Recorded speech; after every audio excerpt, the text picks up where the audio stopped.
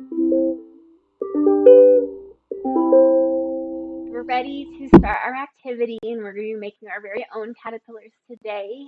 Parents, this requires a little bit of setup from you before your kids can kind of jump right in, and I'll show you that piece.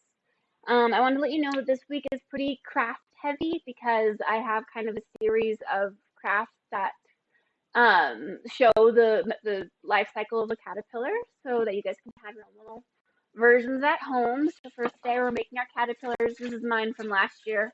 Ours will be a little bit different because we don't have really access to all of these different parts. But we're definitely going to make our caterpillars. Tomorrow we're going to be making our own little cocoons.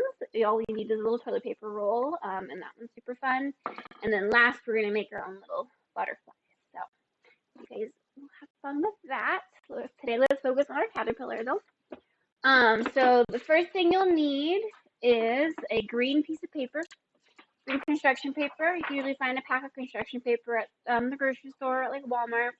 If you don't have any, you can use whatever colors you have. If you have a white piece of paper, and then your kiddos can maybe color it green. That's kind of an extra little piece you can add if you need to. I think that's an excellent way to adapt this activity. When you have your green piece of paper, all parents need to do is you're going to need a ruler and you're going to need a black marker. You kind of measure out how wide your paper is, and usually they're about 9 inches. And you need to you're going to need to divide it into 4 sections. So once you have your paper divided into 4 sections, I recommend doing it about 2 inches apart. And I had a little extra bit that I had to cut off at the end, but should be able to get 4 sections about 2 inches each. And then now it's ready for your kiddos to kind of jump in. And here we're doing our scissor skills, our cutting. It's a really important skill for preschoolers to master before they get to kinder. So if you can, I've seen scissors and like Smith's for $1, with little kid-size scissors. And if you're gonna buy anything for this whole closure period, I recommend the scissors because like I said, it's a really important skill. And I'm going to show you kind of how to work with your kiddos with the scissors. I know it can be a little scary when the first time they pick up scissors. So when we have the little scissors, you kind of have to show your kiddos that we talk about this at the school. Like we have your thumb, right? And your thumb goes in the little hole, the smaller hole, and then you have 2 fingers that go in the bigger hole. And then you have your kiddos holding your scissors. Once they have their fingers in the right place, just make sure that their thumb is on the tippy top, because that ensures that they're holding it the correct way and they'll be able to kind of cut down and cut down.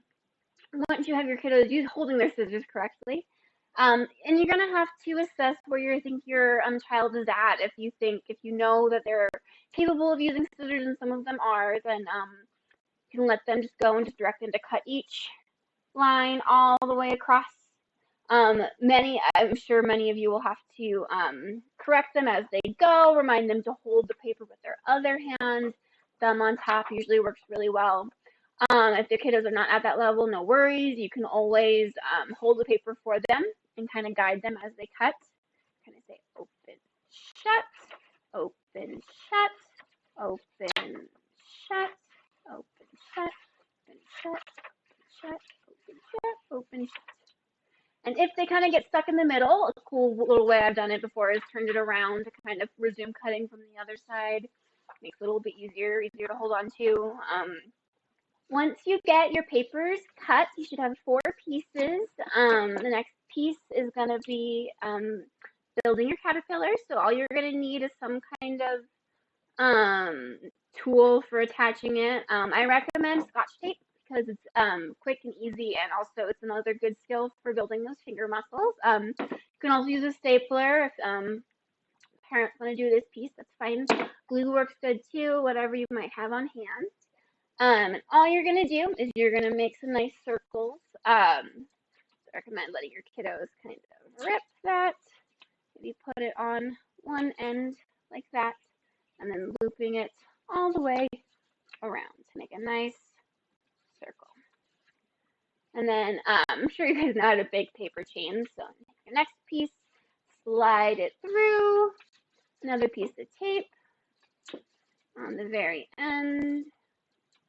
and you attach it together. It's kind of, I said, it's encouraging kiddos to work with their hands, great skills, as well as, kind of bringing our book to life a little bit and letting your kiddos have their very own caterpillars.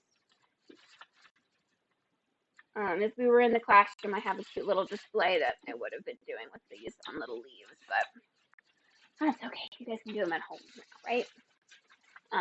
Once you get all your chains attached, you're pretty much done. You can also, if your kiddos are down to sit and cut, I highly recommend you can cut as many chain links as you want to, make a super long caterpillar if you want to. That's completely great. Once you get them all linked together, you're pretty much done. You can take a little marker if you want, and you can make him a little face. Give him some eyes. You can give him some antennas, or maybe a little smile. It's kind of messy, but there's my little caterpillar face. So I hope you guys have some fun building your own caterpillars.